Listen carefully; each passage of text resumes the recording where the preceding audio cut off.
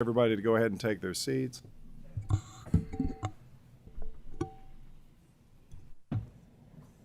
right, we're going to go ahead and bring this Natural Resource Committee meeting to order. At this time, I'd like to ask the clerk to take the roll. Senator Carpenter. Here. Senator Caslin. Senator Embry. Senator Harper Angel. Senator Schickel. Senator Southworth. Senator Webb. Senator Westerfield. Senator Wheeler. Here. Senator Turner. Here. And Chair Smith. Present. We have a quorum? We have a quorum. We have a quorum. At this time, I'd like to ask everyone to rise. We're going to say our Pledge of Allegiance. The flag is over my right shoulder, please. I pledge allegiance to the flag of the United States of America and to the republic for which it stands, one nation, under God, indivisible, with liberty and justice for all. All right, I need a motion for us to approve the minutes of our last meeting. Motion and a second. All those in favor, sign of aye. Opposed, likewise. Motion carries. We have a very, very busy agenda, so I'm going to ask the members quickly if you have any special introductions. Does any of the members have any guests they'd like to introduce, or any comments or anything they'd like to share with us before we get started? All right, seeing none at this time, I'll direct you to your packet. The much anticipated solar bill, as they call it, is going to be presented to you today. So we ask each of the members to listen in and make notes, and then we'll try to do the questions as you wrap up, if that's okay, Senator Hornback. But at this time, I'll go ahead and turn it over to you and ask you to have anybody at the table identify themselves for our records. Well, thank you, Mr. Chairman, and thank you for hearing Senate Bill 69 today. I would like for Amanda to introduce myself, and I also have Evan Vaughn that is on Zoom. So if they could introduce themselves for the record. Good morning, Amanda Stallings, Senior Regulatory Manager with National Grid Renewables. And hello, can you all hear me? Yes. Thank you, Senator Hornback. My name is Evan Vaughn. I'm Deputy Director of Merrick Action. We represent utility-scale solar energy developers in Kentucky.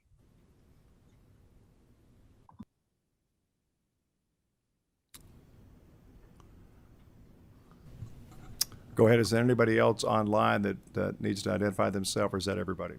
Tom Fitzgerald might introduce himself. All right, Tom, if you can hear us, are you speaking during the presentation, or are you going to make your comments after Senator Hornback has presented the bill?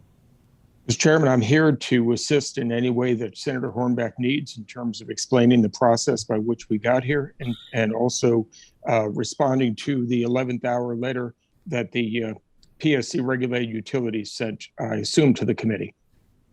All right, very good. Thank you, Tom. Senator Hornback, you have a committee substitute? Yes, sir, I do. Do you want to go ahead and adopt the committee substitute now? Yeah, I'd like the sub to be adopted because that's what we're going to speak to. Okay, at this time, I need a motion on the sub. A second. All those in favor, the sign of aye. Opposed, likewise. The motion carries. We'll go ahead and talk to the sub now. Thank you, Mr. Chairman. As you all know, and just referring to the sub, I put the sub out last week so that everyone would have the ability to look at the sub, whether they be the merchant generators, the electric cooperatives, and everybody that has an interest in this bill. I wanted to make sure, Mr. Chairman, that everybody had ample time to look at it. I'll tell you, this bill is not the perfect bill, and there are some changes that I know myself still need to be made in it. There'll be some floor amendments and things, some minor technical changes. But I'm going to go through the bill, Mr. Chairman. I know you've got a big agenda today, and go through and highlight just a few things about how we got here and where we're at.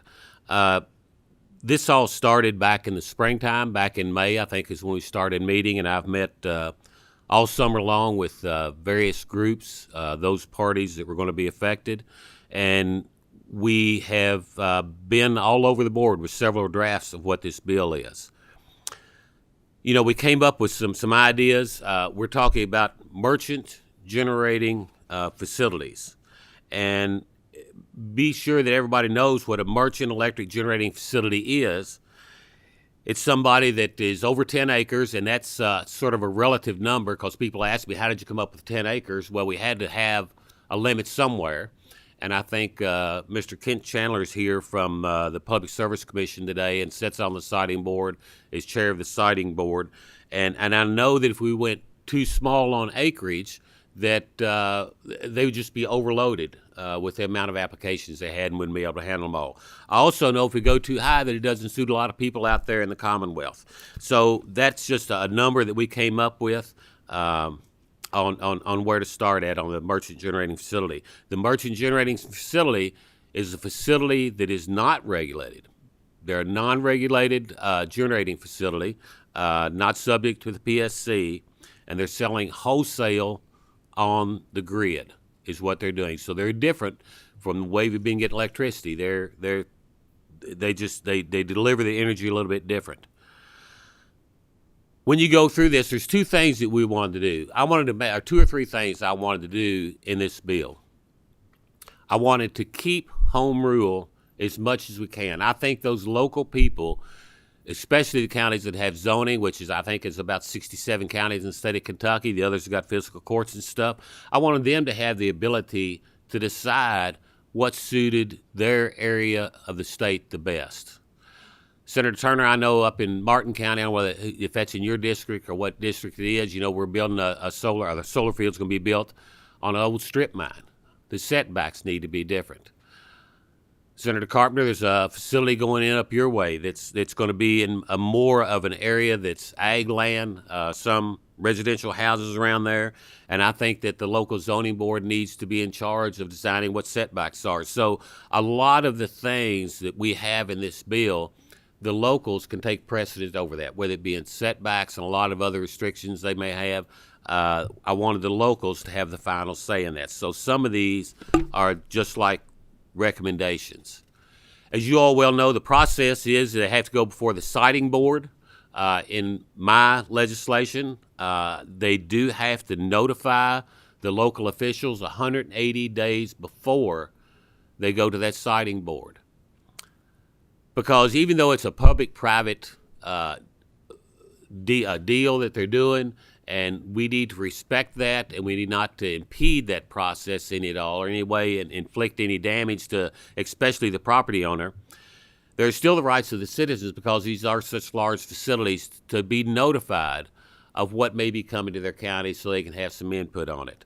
So there is a notification process, and they would have to have a public hearing 180 days prior to going to the siting board. Now, this is a time, and if you look at time frames, this is a time when generally, from what I've heard from Amanda and Evan and others, that they've already been out and done those private treaty deals with the landowners on if they need their land, how much of the land they need, on price and everything else. So this is kind of after those private treaty deals have already been done.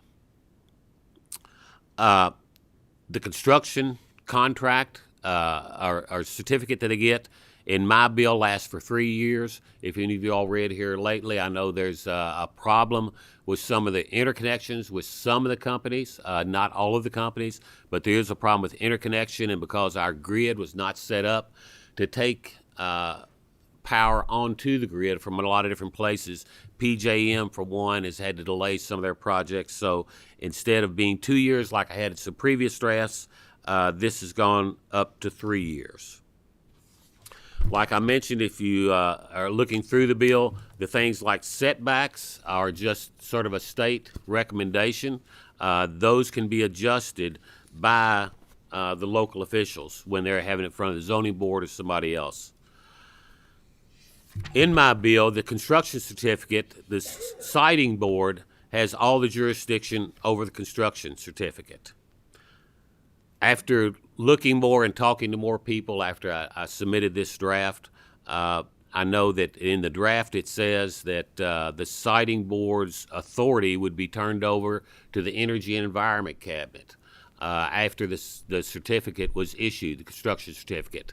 I've thought about that more. That's probably one of those things that needs to be changed, because these companies, after they get their construction certificate, they're going to make changes. They're going to find out during construction that there are reasons that they need to make some changes in it. And so for that, because the siting board is the one that does that originally, The siting board also has 2 local officials that sit on that siting board. So in order for them to continue to have input into the entire process until the construction is complete, I'll probably be filing an amendment that will change that so that the siting board continues the oversight until construction is complete. They start generating electricity.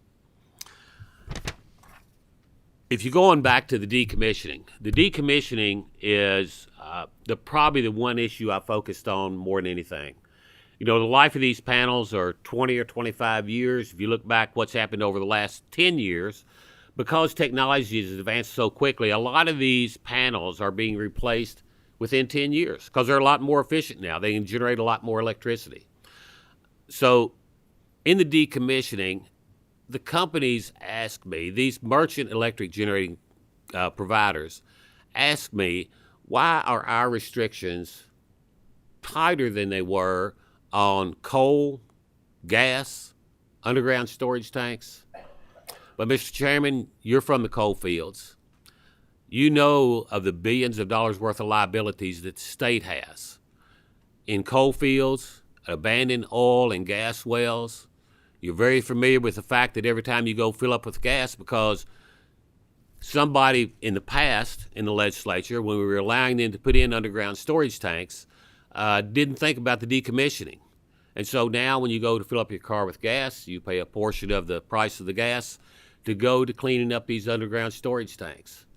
I personally don't want taxpayers to be on the hook for the decommissioning 10 years or 20 years from now, whenever that may be. I don't want the state, who's ultimately going to be the one to pay for these cleanups on oil and gas wells and everything else, I don't want them to be liable, because that's taxpayer money that's going to be spent for decommissioning. I think it needs to be on the companies that are generating electricity and are making the profits off of it.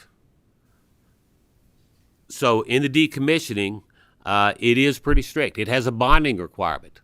The bonding requirement's a little bit different from things that we've done in the past on bonding, whether it be on roads or anything else, because this project can be a 20-year project, a 40-year project. I've seen some contracts that are for 40 years. We don't know when the decommissioning is going to be. The bonding, a third party would set the bond. They would take into account the recycling value of those products that are out there. But then they would set for the cleanup and everything else. And that's all spelled out in the bill, and I'd be happy later to answer any questions you might have on that. But that's reviewed every 5 years.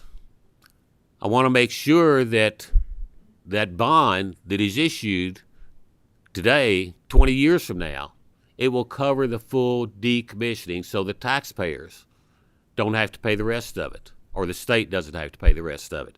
So to be looked back at, the Energy Environment Cat will do that, and they'll look back at it every 5 years and make sure that the bond is keeping up with it. Who knows? It may be that 20 years from now, the recycling value of those panels may be higher than what the decommissioning costs are. We don't know that, and that's why I've got that in there. So with that, that's just a brief overview. I don't want to take up all of your time, Mr. Chairman, but I would like to turn it over to Evan Vaughn for Evan to make some comments to us. Thank you, Senator Hornback. Chairman Smith, members of the committee, I want to thank you for the opportunity for me today to share Merrick Action's view on Senate Bill 69. Senator Hornback, I really appreciate, and I know our members appreciate, your conversations with stakeholders going back several months to learn about the solar industry. Really rolled up your sleeves and dug into a lot of technical issues. And you've constantly conveyed that the goal of this legislation is to put in place reasonable guardrails for solar development that allow for the industry to continue to grow and add to the economic strength of Kentucky's economy. And the solar industry, for our part, is committed to responsible development practices that build trust with and strengthen those same communities in Kentucky. Our projects have lifespans, as you said, measured in decades, and we simply cannot build a project without the support of the communities that we operate in.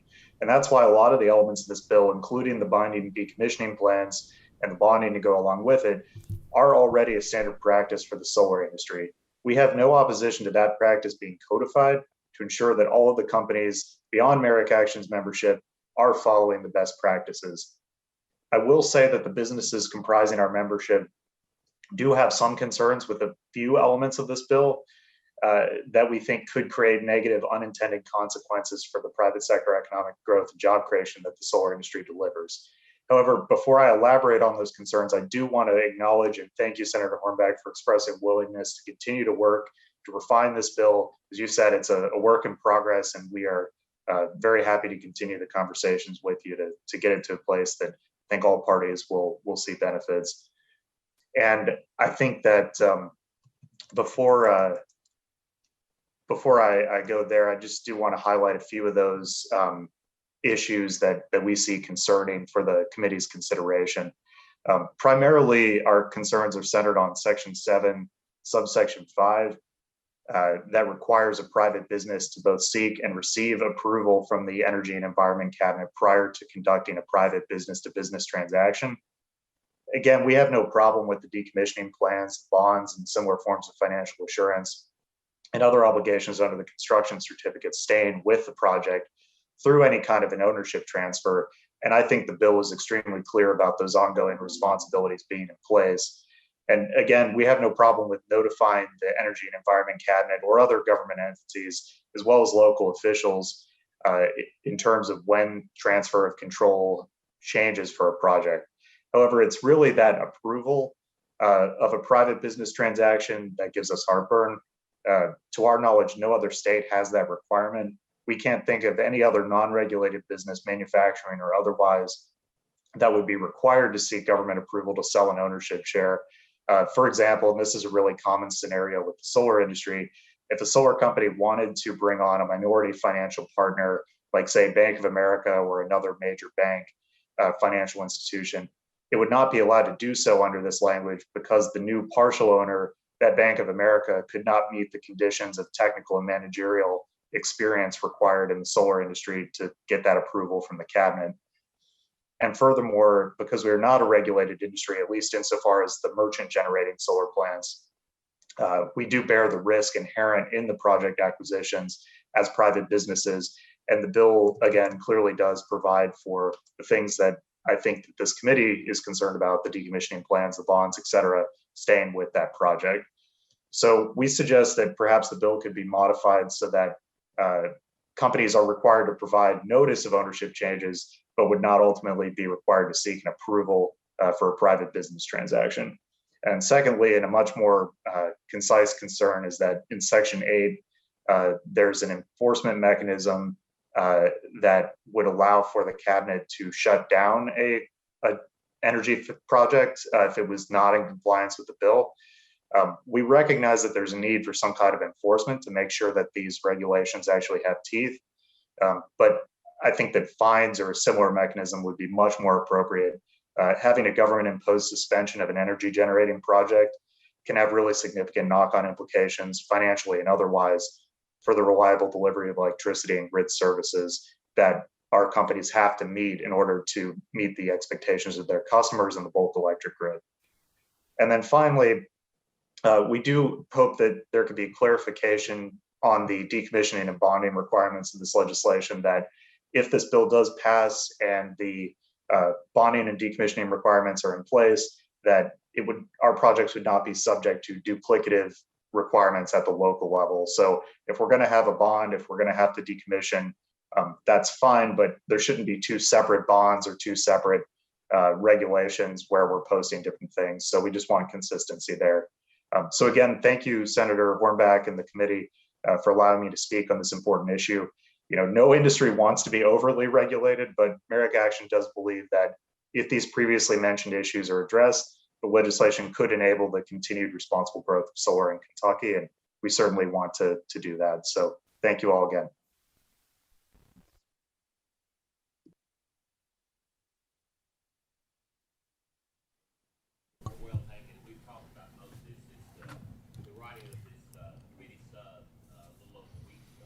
Senator, I think your mic's off. Apologies if you're addressing me.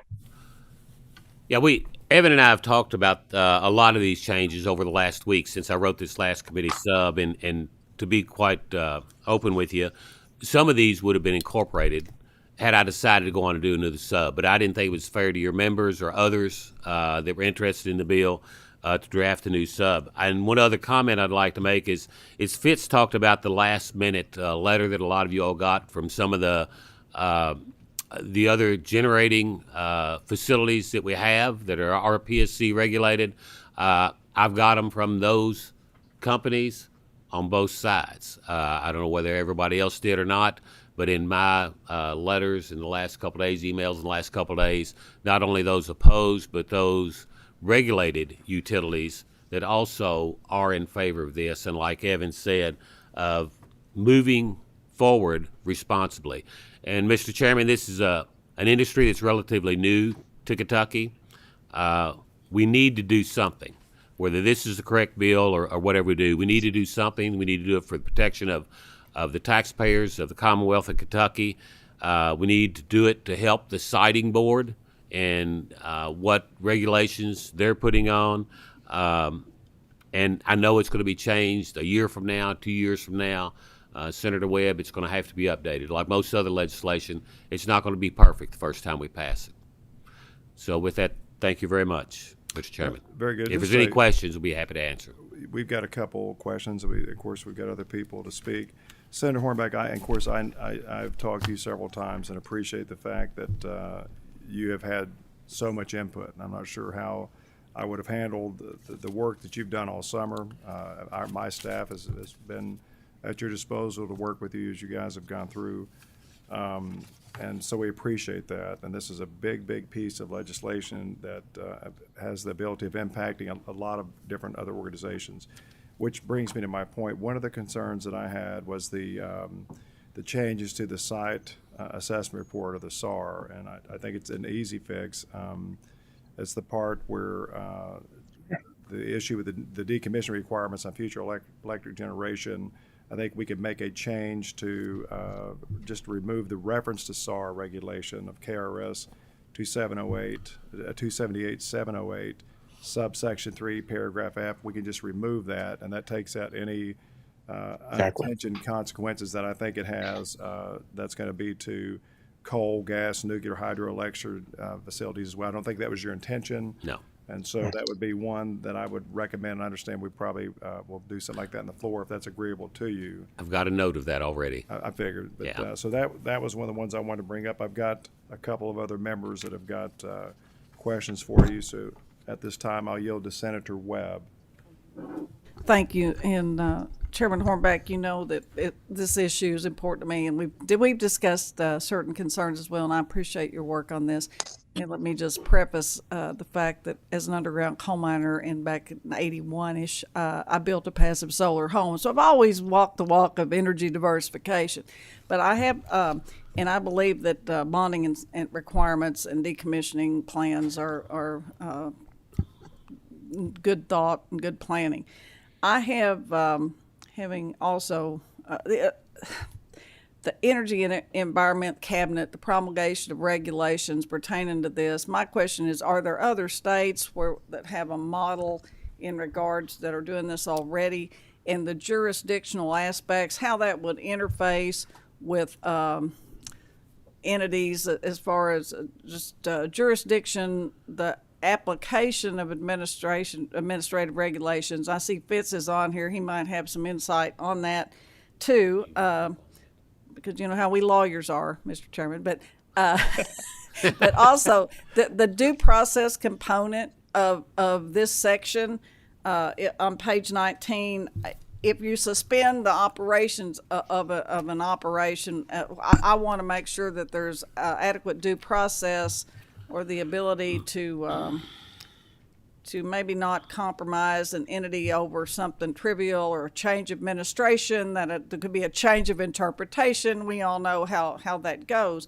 So I want to safeguard also that there's something in the process that protects, and as regulations would move forward, but I kind of like knowing going in if there's any models out there or anything like that. And Tom may know that. I see him pop up on the screen there. So anybody that can answer that question would be great. Thank you, Mr. Chairman. Do you want to answer? Amanda's going to answer first, and then we'll let Fitz answer that too. Good morning, Chairman. Thank you, Senator Webb, for your question. Many states are picking up this issue, and it has become quite the hot topic across the country as more solar is coming in. To the best of my knowledge, regarding your question regarding suspension of operations, no other state has picked that up. We see it as a very serious consequence, maybe overstepping, not only for private business but also for the protection and reliability of the grid. We would be welcome to expanding or continuing conversations regarding enforcement mechanisms, for ensuring that people follow the rules and regulations presented in front of them as part of doing business in the state. But to be direct regarding your question, we have not seen suspension language in any other state. Very good. Now at this Tom? time, sorry if you wanted to follow up. Tom, do you want to follow up? No, I think Amanda's covered it very well. Well, let me And take- yeah, go ahead. The one thing I would like to mention, Senator Kerr, and you're a lot more familiar with this than I am, you and Senator Turner, Senator Smith, the ones from the coal fields. The reason it's like that is because I've been told about the stories in the coal fields where they were, and it's a little bit different, but they were mining coal. They'd be shut down for they would be fined for environmental problems and a lot of other issues.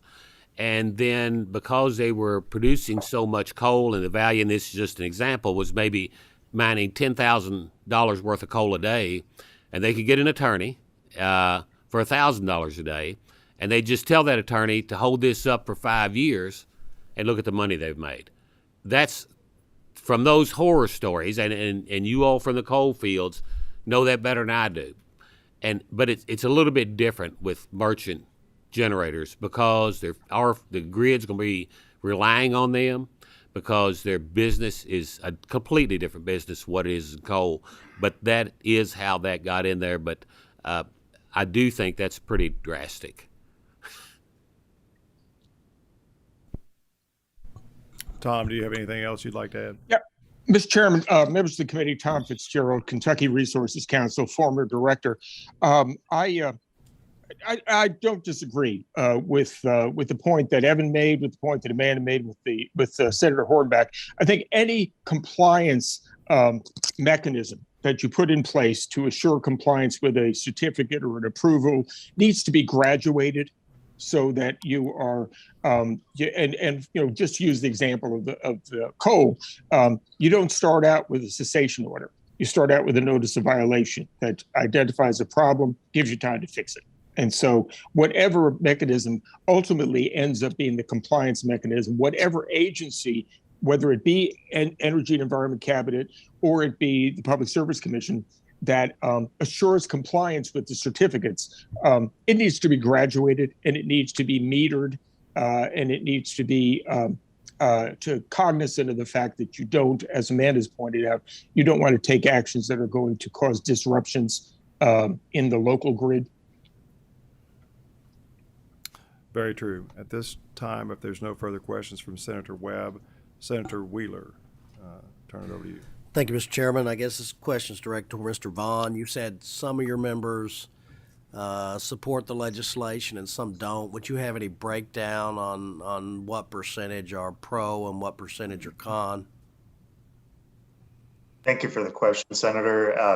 I can't give you an exact breakdown, but I can say that the strong majority of our members think that we can get to a place where the legislation is workable. Okay. And what are your major concerns? I mean, you've expressed some of them. What is your principal concern with the bill and its provisions? Thank you again for the question. I think the fundamental concern, I outlined some of the technical issues, but the fundamental concern is that we are able to continue to do business and grow investment and jobs in Kentucky.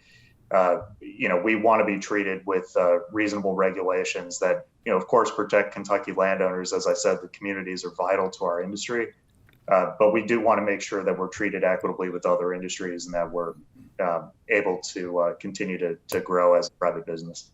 Is that more towards the control and ownership provisions? Exactly. There's a lot of, it's very common in the solar industry, just to give you a little bit of context. Often a project is an LLC in and of itself.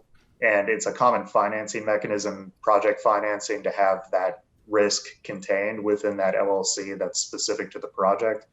And so if a project is constructed under the terms of the construction certificate, the panels are in place, they're generating electricity, and then that project gets sold to another company, there's very little risk that something would go wrong at that point because solar is very passive. And so we just feel that once we're outside of that construction permit period, that there shouldn't be this high level of approval required from the government over private business transactions. Thank you, Mr. Chairman. Very good. Senator Southworth. Thank you, Mr. Chairman. I've got one little quickie, and then I've got a more of a question. On page 5, it strikes out the word neighborhood. And I'm wondering if you can explain, somebody, whoever you is, explain that. If you look at the definition of residential neighborhood, it's one house on 5 acres. The residential means a populated area of 5 or more acres containing at least one residential structure per acre. So we felt that was a little restrictive because if you take a lot of areas, they're going to have a house per acre on 5 acres. Well, I don't want to chop you off. That's funny, and I didn't see that. What all else does this apply to? Is the residential neighborhood definition need to be changed? Well, it applies to a lot of things. And Andy, do you have the answer? I mean, I know staff knows. Mr. Chairman. Yes. Please. If I, Senator Southworth, the existing law, which has been in effect, this is the 20th year since the legislature adopted a siting process for these merchant plants because there was none beforehand, because many counties don't have planning and zoning. The existing law didn't address what I think a number of your constituents around the state have indicated was a concern, which is respecting property rights of neighboring property owners. And so what this does is it doesn't look to residential neighborhoods in a way that would discriminate against, sparsely populated areas as opposed to more densely populated. It looks to the property boundary, and it sets setbacks based on the property boundary as well as structures on adjoining properties. So it's more protective of the rights of neighbors, and rather than setting a larger setback from quote unquote residential neighborhoods. So I think that's the basis of the change there, is to try to be more respectful of the rights of adjoining property owners to the full use and enjoyment of their properties. So am I correct in that this actually, since we're crossing out residential neighborhood, this applies to any facility, not just a solar farm? It would apply to all merchant plants. Only merchant. Okay. They're selling wholesale. My other question was on the emergency clause. So this seems like a kind of a complex deal, and we need to get our regulations together and give everybody time to figure out what's going on. Can you explain why the emergency clause? My reason for emergency clause, and I might have to refer to Kent with the siting board that's here because he's got the exact numbers.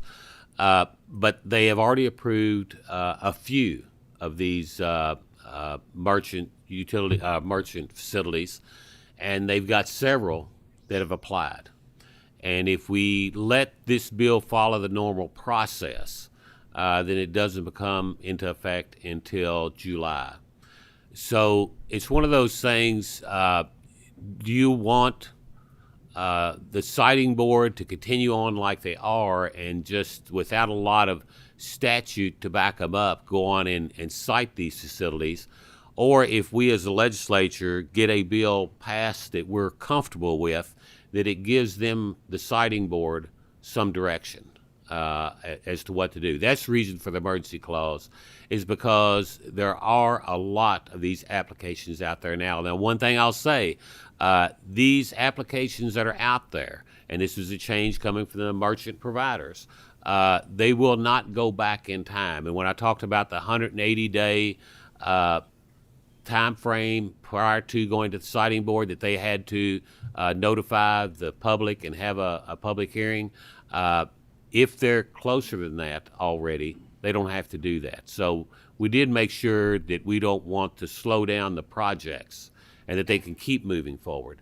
So we give them a variance in the bill that they don't have to go back in time to pick up some of these regulations. But I just feel like there's a need, because of the backlog that's at the siting board, to get it into effect as quickly as we can if we choose to pass something. Okay, thank you. I'll just register. I would like to put a flag on this residential neighborhood definition. I'm thinking maybe residence or something is a better word, but I would hate to protect a buffer on schools, hospitals, and nursing homes and not include people's private houses where they spend a lot of time. And understand, too, the local officials are going to have the jurisdiction over that. They can change any of those. The local officials on the siting, especially the zoning boards, if they have a zoning, will have jurisdiction that will trump whatever is in this in state regulation. Okay, thank you. Very good. We have Senator Carpenter. Well, as former chairman of this committee, I can tell you solar will really pack the house a lot of times.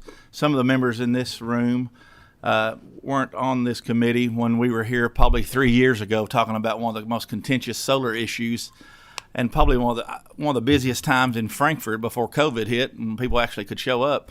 And I mean, this room was packed and people were protesting, and we had lots of issues for and against. So it was really amazing of how things changed in a short amount of time. I've had people in the hallway that are for this bill that were telling me how bad the other one was. And so it's just funny how things change up here in Frankfurt. But I think that's life in general, Senator Hornback. So a couple of things. Madison County is one of the counties that has had a tremendous amount of merchant solar facilities come into our area. And so they had to form, Reagan Taylor was our judge executive. It really, it sounds like a great thing, and you want to see opportunities for progress and commerce come into your community. So some of my friends that own farms that are getting a little older in life, and they're like, what are we going to do with this farm? These merchant facilities would come in and offer them, a pretty nice hefty payment for their property, either to purchase it or to lease it. And it's a lot better than any cattle I've ever run on any of my farms, I'll promise that. And so, it's an opportunity for these people to do it. But in the thing what Senator Southworth was talking about, you had people who owned a house that overlooked a hillside or a valley, and they went to the Board of Adjustments and said, this is going to change my view, and how does that affect it? And so I knew lots of friends that were on the Board of Adjustments that had lots of heartburn trying to figure out what was the right thing to do or wrong thing. And as a guy who's developed quite a bit of property, it's real easy for somebody who owns something away from you to say, man, I can't believe y'all building houses over there. If I knowed you was going to do that, I would have bought it. And I said, well, you should have bought it. What do you think? How do you think we're going to pay for this if we're not going to develop it or do something? And so we have to protect both interests, I guess is my comment, the point of my story. And so that's why we have to do pieces of legislation like this to be able to be ahead of the curve, because I had people in my district that have called me and say, Jared, what are you guys doing for this? Mr. Chairman, I use my first name here, sorry. But they're saying, what are we doing for this? What are we doing to make sure we're protected? And I'm like, well, we're not really there yet. We're leaving it to the local level. But one of my comments and one of my close friends, he said, I would like to see you all pass legislation to make sure that it has a bonding issue. And that's what's in this bill, because they said, if he comes to my farm, leases it, and once the term is up on it, how am I protected to know that they'll clean it up, that they'll do the things that they're supposed to do and not leave me with an entire mess? And so I said, like for a development, when I develop a piece of property, I don't put the final coat of blacktop on it, so I have to bond that, and I have to bond any sidewalk that I do not have done. So if the city has to take that back, if I forfeit it back, then they're covered. The taxpayers of that community is not paying. And so that's the same thing here of what they're trying to do. So this is an issue that had a lot of concerns and people had brought to me, so I'm glad you see it.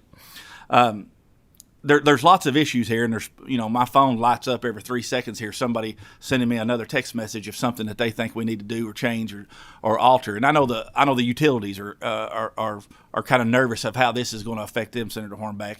I assume that you've worked with utilities and you'll continue to work with them on some of the issues that they're having concerns with, because they're worried, in my opinion, of the merchants being able to come in and do these things. But, so many of our utility companies are putting in these same solar farms, and they're scared that some of these restrictions that may affect the merchants is going to affect them differently, because we are using their transmission lines. I understand the whole impact of that. When I do a development, I have to put up all the cost to run. It's kind of a weird deal. When I do a development, I pay for all the utilities, pay for the wire and everything to run into my development. And then when I go to hook up the electric on the houses I build in my development that I put all the infrastructure in, I have to pay for the meter, and I have to pay to hook up to it. Pretty good deal for them. But because if I didn't develop it, then they wouldn't have the customers. But we put all that infrastructure in, and so I understand that they have a cost to maintain that infrastructure to get to where a merchant farm can hook up to the line to send it to other folks. And so I assume they're just wanting to kind of protect their investment. Are you doing some stuff to work going forward if we pass this legislation today on some of those issues, Senator Hornbeck? Yes, we are. I mean, I've been in conversation with him, Senator Carpenter, and this with the merchant generators, they are selling wholesale, so that is a private treaty, a private deal that they can work about what they're going to pay wholesale, and I think that a lot of those providers that own the infrastructure, that own the grid. That in that wholesale price, they'll take into consideration they have to maintain that grid. So they do have the ability to cut their own deals. When they talk about how it might affect them, this is only for those merchant generating facilities that sell onto the grid wholesale and are not regulated by the Public Service Commission. So if you're regulated by the Public Service Commission, you've been generating onto the grid, and you own and use the electricity that is generated there, then you will not be covered under this bill.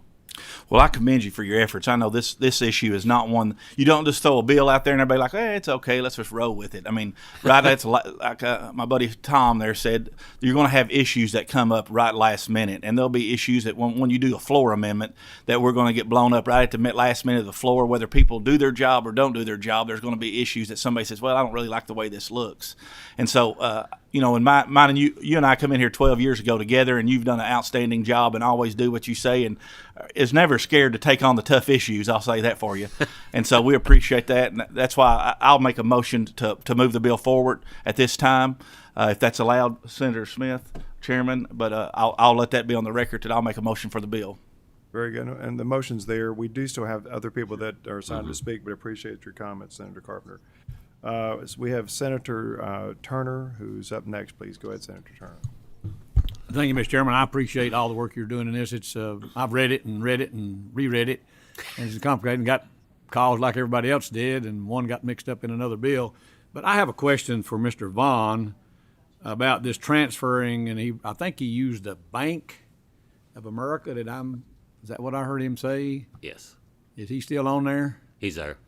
My question for him is, he did comment that it's probably going to be owned by LLC, a limited liability corporation, and then they're going to sell that. I don't know if I'm correct. The Bank of America would probably be paying that LLC for it and then selling it to somebody, because they're not going to be a person or a group that's going to be running or operating it. So I'm trying to get some kind of question. I'm on page 18, that area 5 that he was talking about, saying that he couldn't transfer the obligations, and they got some problem with it. Well, I think that legislatively we need to keep somebody that has the ability to manage, run, and be responsible for it, and I don't see bank and lending institutions having those persons. So I'm thinking that maybe he's just talking about them buying it or putting they could buy it and have a mortgage on it, like buying a house, but they're still not mechanics or carpenters to run a house. And I don't know any other way, though, to protect the public without maintaining the entity that actually purchases it be responsible for all these things, so it don't get passed down and we bypass what this paragraph, in my opinion, protects. So I'm all in favor of keeping that part and maybe working some way with them on his, I think, concern about, and I may be wrong, but I would assume the limited liability corporation is just going to sell it. Bank's going to buy it with other owners, but I think we do need to keep language in here to protect that. But I thank you for all the hard work that you're doing on it. Thank you. That's my comment. Okay, this time we have, because I don't want to run out of time and have members have to leave for other meetings, we do have another group that signed up to speak, Senator Hornbeck. So at this time, next era, I guess David Sanford, if they're present, if they want to come up to the table. And as you all come to the table, if you could please go ahead and identify yourselves for our records, and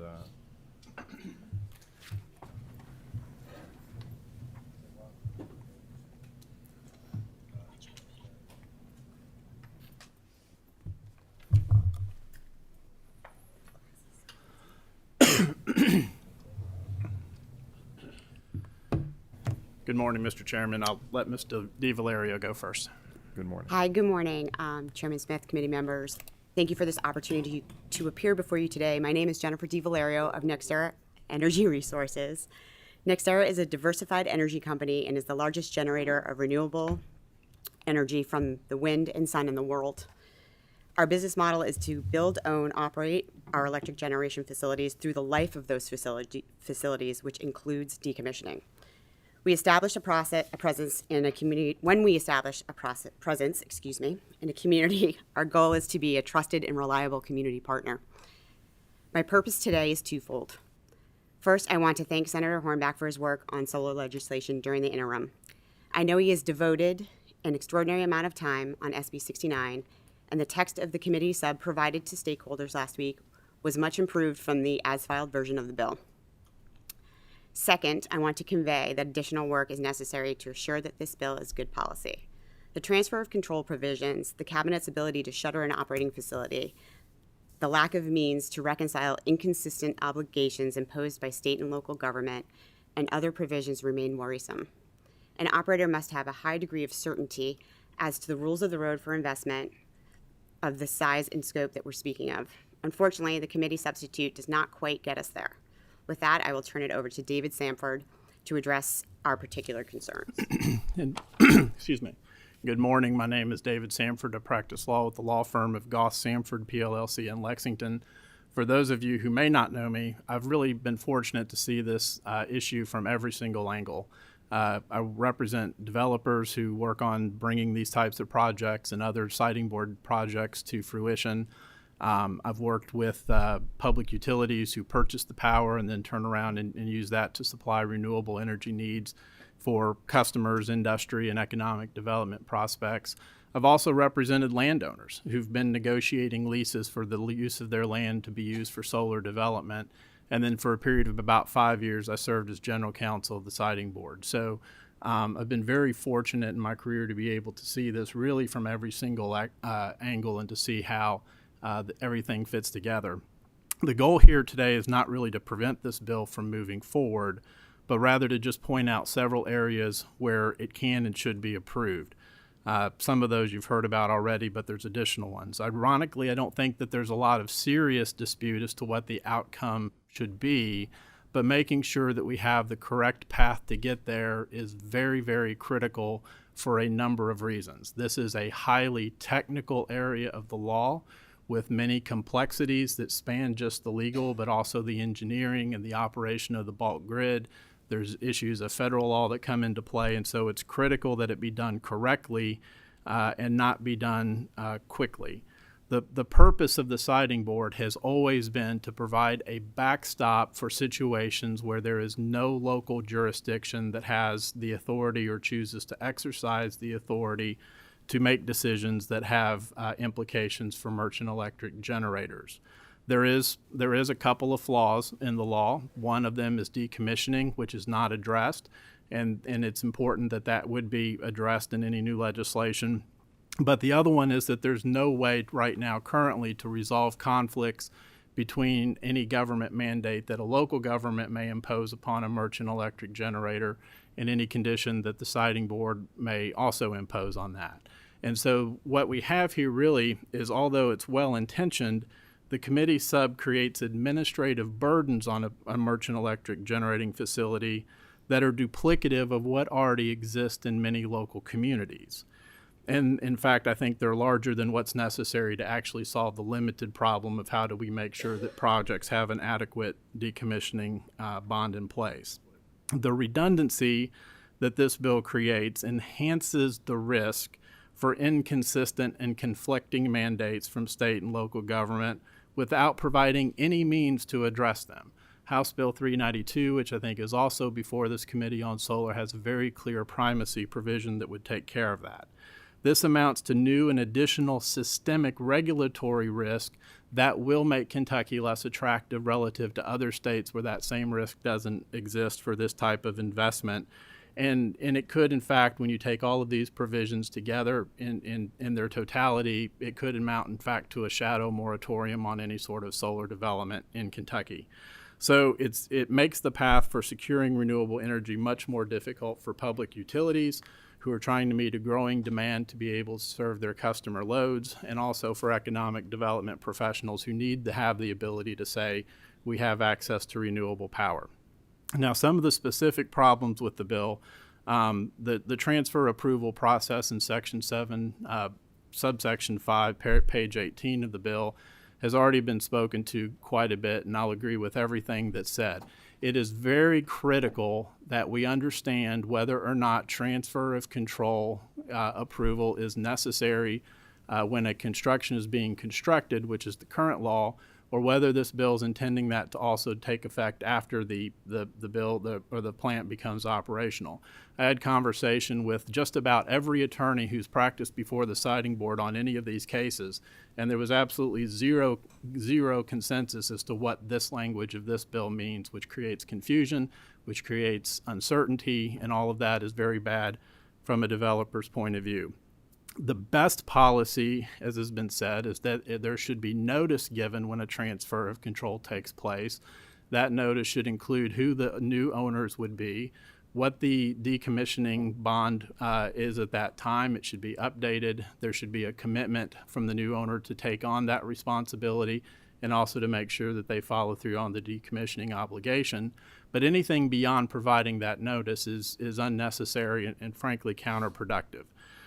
There's also a bit of a false promise in Section 7.3. Although we have an elaborate decommissioning method, if you look on pages 16 and 17, it says that local government nor EEC actually has any financial or legal responsibility for undertaking decommissioning. So what's the point of going through the process of establishing a decommissioning bond that names a local government or EEC as the beneficiary, but then says they don't have any responsibility? From the landowner's point of view, that's the worst possible public policy, because now I have to wait and see 25 or 30 years to see if the government who has agreed to be the beneficiary is going to go ahead and follow through with its commitment to do the decommissioning. We've already talked quite a bit about suspending operations. I would also add that some of the other reasons why that's problematic is the standard, the due process is very unclear how that would play out. It may conflict with the Federal Power Act. It's generally federal law that applies to how the grid is operated, not state law. It cannot be done in isolation. You'll have to take into account the operations of PJM, MISO, other regional transmission operators. It would be hugely disruptive to public utilities to say we're taking 100 megawatts or 200 megawatts of your energy and capacity away from you, which will leave them scrambling to purchase power to replace it, which would be bad for customers as well. The loss of revenue simply limits the ability of a utility or a merchant electric generator to be able to follow through on whatever's caused this problem to begin with. It also makes financing very different. Pages are Section 6, Section 7, Section 9 expand the role of the Energy and Environment Cabinet. Sure.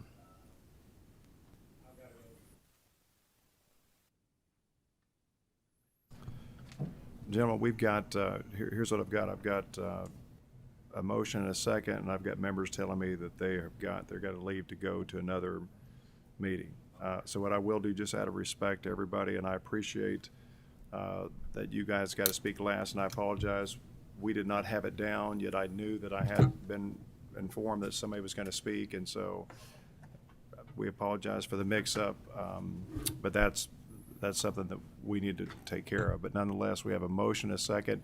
If you want to, just take a few seconds to wrap up to make your point. I apologize that we have to move so quickly. Sure, I've got about 12 other problems of the bill, so I'll hold those. We could provide those, I'm sure, probably in written format or something like that. Well, I'll say this to you. I know that we've got, obviously, I've got a floor amendment I want to talk to that's agreeable to the senator, and that I will promise you I will sit down with you all, make myself available, as I'm sure most of the staff, to work on your all's concerns, and I'm sure that the senator will as well. So I apologize, but I will have to cut off debate at this time. I have a motion and a second.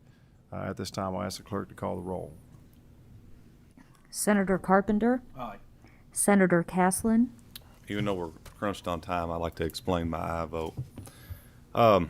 because of Senator Hornback and his willingness to work with folks, I'm going to vote aye to move it in this process. But one of the issues that I'm a little reluctant of is our planning and zoning boards. We all know in our communities that's one level of bureaucracy that feels like that they don't answer to the people, and it puts a lot of businesses at risk whenever you go in front of a few folks that are in charge of reading a book about this thick and how they interpret it. They like to operate a lot in the gray area, and so that's a concern that I have, and maybe we can have those conversations offline. Senator Hornback, thank you. Senator Embry, Senator Harper Angel, Senator Schickel, Senator Southworth, Explain my aye vote. Please go ahead.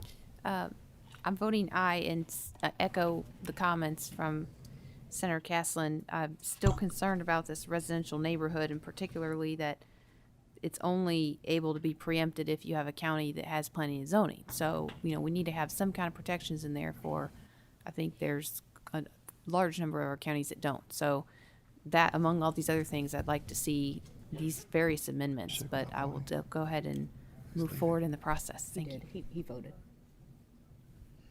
Senator Turner, Senator Webb, Explain my vote. I like turning out a good product that interfaces well with the federal law on this topic as well as interagency law. I don't think this bill really is doing that. Appreciate Mr. Goss's expertise. I would like to not only know the rest of his concerns, I would like to know the response to his concerns before we move forward or we have any prior to even drafting potential floor amendments. So I think time is of the essence on this information, Mr. Chairman. At this time, I'll vote aye with a request that we have some input. I see Fitz shaking his head. I'd like to hear his response. I'd like to have your concerns in writing. Thank you, Mr. Chairman. Senator Westerfield, Senator Wheeler, Mr. Chairman, explain my aye vote. Please do. I have the highest respect for David. He and I go way back, and I respect his expertise on this issue.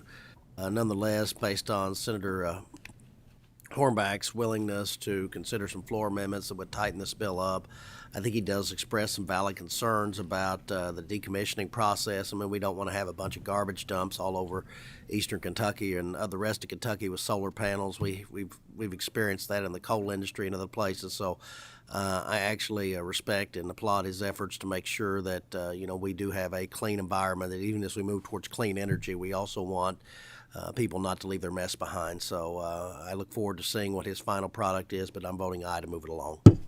Chair Smith. Yes, and I vote aye too, and I apologize for the time. I do look forward to the fact that we do have a window of opportunity between now and the bill moving forward. That it seems like there's a lot of willingness to work together to get this done. So thank you all for your time. Like I said, I would like to follow up with you all personally if we could meet in my office. But with that said, the expression of the opinion that the same should pass as amended with this committee substitute there too. So with that said, that's the end of the bill. It moves forward. We look forward to getting everybody together and apologize for your time. To my committee members, we do have another guest here that's going to come to the table quickly, and I apologize to him. I understand you've got other meetings to go to. This is on the rates, the utility rates that we're having and all the calls many of us are getting across the district. So I'd like to ask our guest of the Public Service Commission,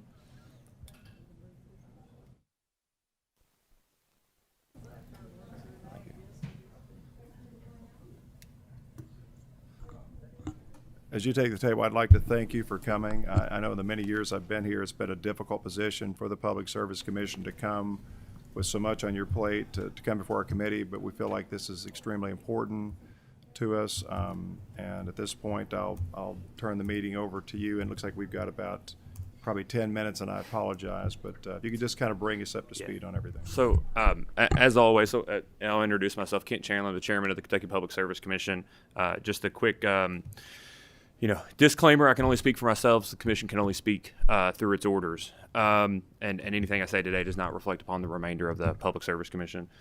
First, just real quick, I want to tell Senator Carpenter for his information. I think there's probably two counties that are doing better than most in terms of their model ordinances and local government rules and laws on solar. Henderson County has an ordinance that's very good, and Madison County CUPs have been. I think it's something that other counties that have planning and zoning should look to.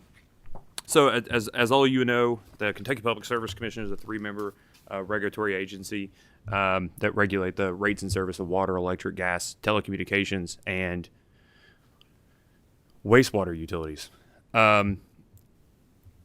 In response to, I think Senator Smith reached out to us yesterday and asked us to come and talk about one very particular thing that is included in electric utility rates for those utilities that we do regulate. And again, we don't regulate municipal or TVA utilities. And that's the fuel adjustment clause. The fuel adjustment clause is actually a regulation that was put into place. This is the 40th anniversary. I didn't know it until I looked back this morning, Chairman. It's 40 years that the fuel adjustment clause has been in effect. The fuel adjustment clause effectively allows electric utilities to pass through changes in their fuel for generating or purchasing electricity. It is a fairly straightforward calculation that looks at a base amount and any changes, but it's actually pretty detailed in the number of items and costs that it can include. And it's complicated as the system gets complicated. So go back a couple of decades before there were wholesale power markets. And utilities effectively depended on themselves for generating electricity. So the fuel adjustment clause was just that. It was a way to pass through the increases in cost of fuel. Fast forward now, many of our utilities are part of larger wholesale power networks. When it is cheaper or more convenient to buy power from the grid, they do so. The other side of that is it provides our utilities more flexibility in taking their generators down for service, because they don't have to have themselves the replacement power. They can buy the power from the market. Fast forward to from 1982, when this got put into effect, to this last year. A number of our generators, I'm going to bifurcate, a number of our utilities are in one bucket and another. One bucket are utilities that had all their generation up and just experienced higher than ordinary fuel prices. That's natural gas prices and coal prices. There's a couple reasons that natural gas prices are higher than they have been, particularly over the last 10 years. One that doesn't get talked about very often is the increase in the United States exports of liquid natural gas. We went from being an importer of liquid natural gas to an exporter. There will be expected a new LNG export facility to come on in 2024. At that point, it's expected that 1/5 of America's natural gas will be exported through these LNG terminals. A primary driver of the increase in natural gas is demand. As the natural gas prices increased, it made natural gas generators more expensive to run and relatively coal generators less expensive to run, which increased the amount of times that coal generators were dispatched, which then increased the demand for coal and thus the cost of coal. So we saw significant spikes through the September, October, and November timeframes across the United States of natural gas and coal prices. And those are direct inputs into utilities costs. Our utilities spend about $1 billion a year on fuel costs. That's relative to probably that's about 20 to 25% of their total revenues are recovering exclusively fuel costs. So it has, when there's a change in fuel costs, it has an outsized impact on customers' bills. A fuel adjustment clause on folks' bills, the line on people's bills, are a trailing 2-month recovery of fuel costs. So if fuel costs were particularly expensive in September and October, those September fuel costs would show up in November, and those October fuel costs would show up in December. It's a 2-month lag, and so the higher than ordinary bills we saw for those utilities that were able to generate their own electricity were caused by their own fuel being higher and it being passed through 2 months after they experienced those higher than ordinary fuel costs. The other side of the utilities are utilities that had to take their generators off for maintenance and thus were subject to market prices to purchase the remainder of their fuel. Again, the market prices were higher strictly because all generators were experiencing higher than ordinary fuel costs. So I just the one thing about the fuel adjustment clause, that's why they were higher, and I'm really giving the brief comments now, Senator. But maybe I could help you. The second part, go ahead. If I could, is that when like legislators, when we get calls in from our constituents and businesses, and they're explaining to us, are concerned that their rates are not 200, 400, or out. One particular company came to us; their fuel charges were $850,000 more for the last quarter. That's a significant hit to your bottom line. As legislators, you look at some of the stuff in there that can cause that fuel adjustment. There's recommendations about how much stock they must have on the yard, the 5-day supply, to make sure those are there. And I'm not sure if those to try to adjust those bumps. But what's the procedure for us to go back home and explain to the people that that something's being done about it, that there's a true issue, that it gives the consumers confidence that we're really looking into this to try to get them relief, and that those costs are valid. I guess that was what my members were asking us, is what's the step-through process for that? Right. So we know why the costs were high. We know how they flow them through, and they're able to get real-time recovery for that through this fuel adjustment clause. As part of our fuel adjustment clause regulation, and in each utility's tariff related to the fuel adjustment clause, it sets up that there are specific 6-month and 2-year reviews of those costs. So the 6-month reviews are not as in-depth as the 2-year reviews, but the 6-month reviews specifically look at, I just, before I came here, printed off one of the utilities tariffs, and this is what it says verbatim. At 6-month intervals, the Commission shall conduct a formal review and may conduct public hearings on a utility's past fuel adjustments. The Commission shall order a utility to charge off and amortize, which would be not allowed to recover, by means of a temporary decrease of rates, any adjustment the Commission finds unjustified due to improper calculation or application of charges or improper fuel procurement practices. And then it speaks next to the 2-year reviews that we do, that every 2 years following the initial effective date of each utility's fuel clause, the Commission shall conduct a formal review and evaluate past operations of the clause, disallow improper expenses, and to the extent appropriate, reestablish the fuel clause charge in accordance with Section 1 of the administrative regulations.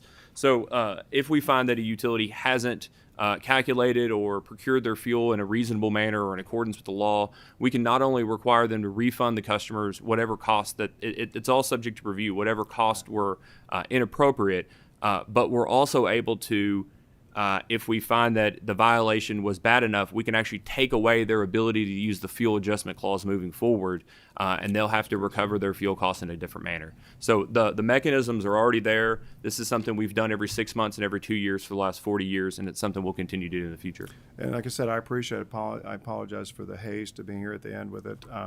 But that's what we're really looking for, is I think people at home that they're desperate. And when a bill hits you to the point that it topples you out of financial stability, and there's children in the house, elderly, disability, people with disabilities, then we have to show them that there is a mechanism into place to make sure they were treated fairly, to offset this. Each state does something differently, I think, in how they deal with this, and I think you may see some of the members of our committee are going to be trying to address maybe some things to go forward, and love to have your input.